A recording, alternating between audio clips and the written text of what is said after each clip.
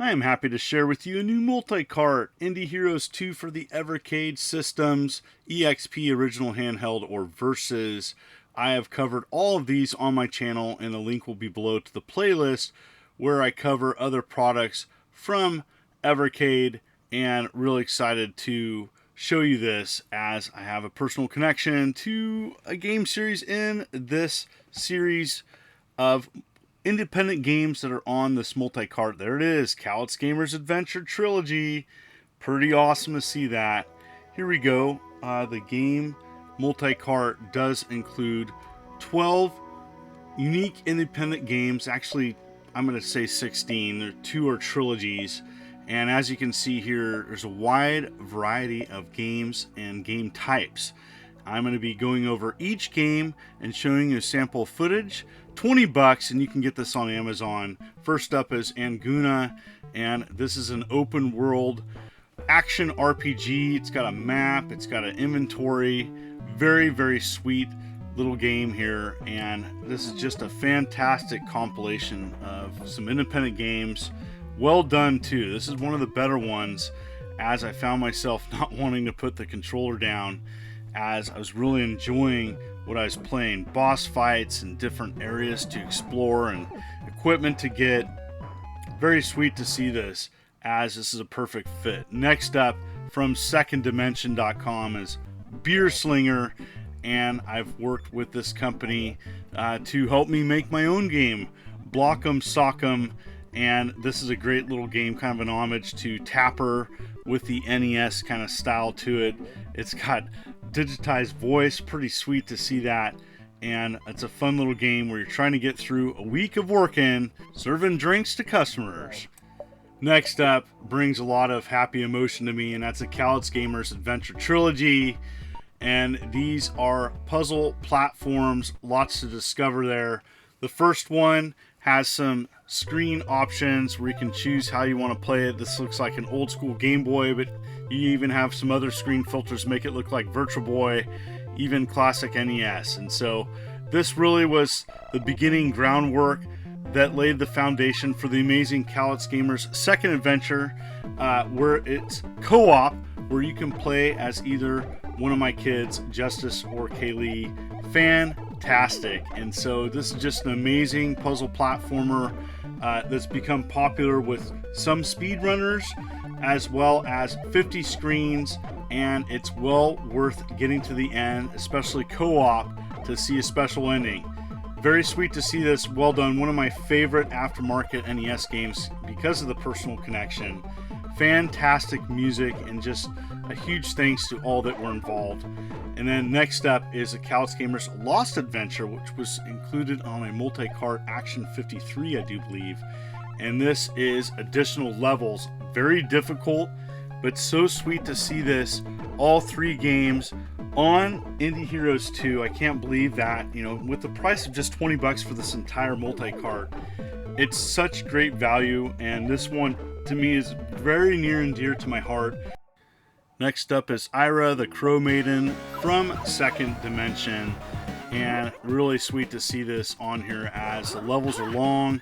This is a fun platformer where you're going around rescuing people as well as avoiding enemies, and I love the graphics, and it's got great animation. And so, these are the ways of experiencing these games the cheapest way possible on a physical multi-cart.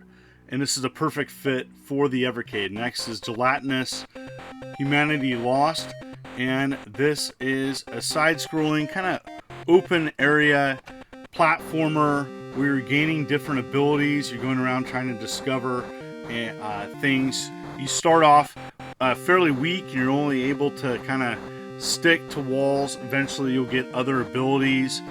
Awesome little platformer. I want to play this more.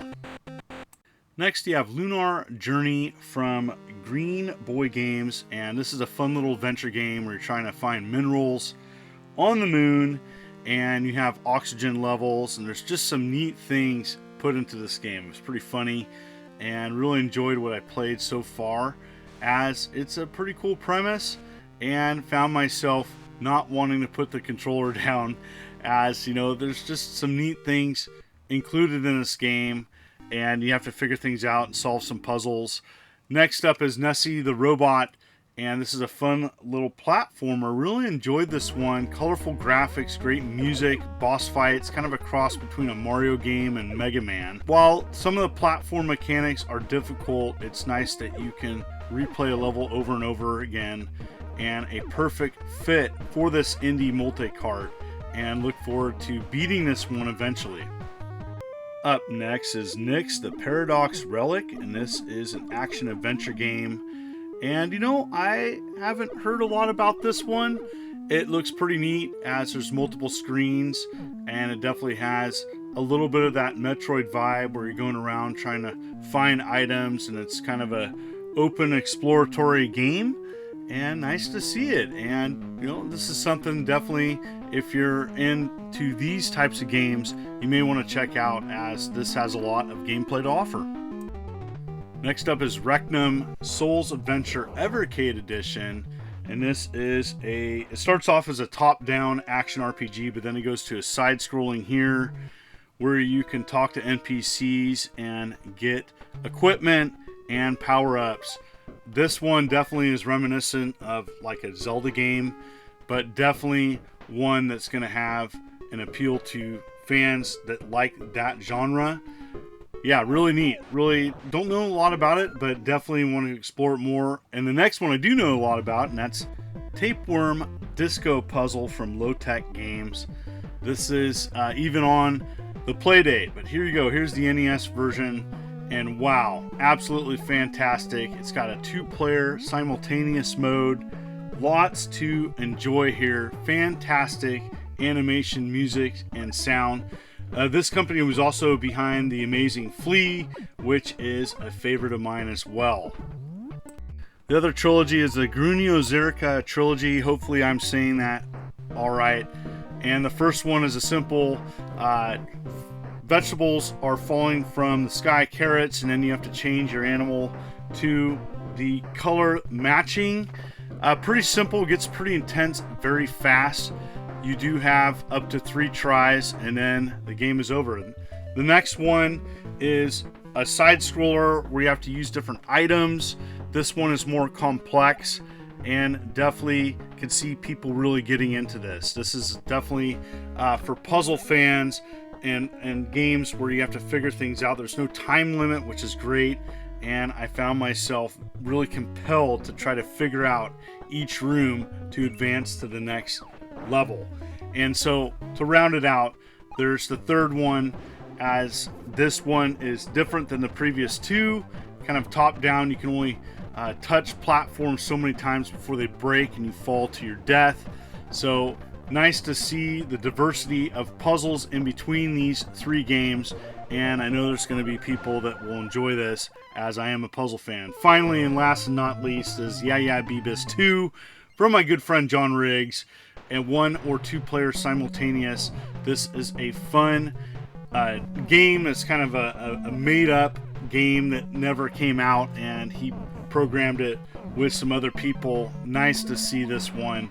A fun little action game, one that's great to play with kids. I want to thank everybody for coming to my channel. And what was your favorite game that you saw today on this awesome indie collection? In the comments below, let me know. And thank you as always for coming to my channel. If you like what you see, consider hitting that like and subscribe button and clicking the bell, as I'm uploading every week. You folks are wonderful and beautiful. This is the immortal John Hancock, and you have a good day.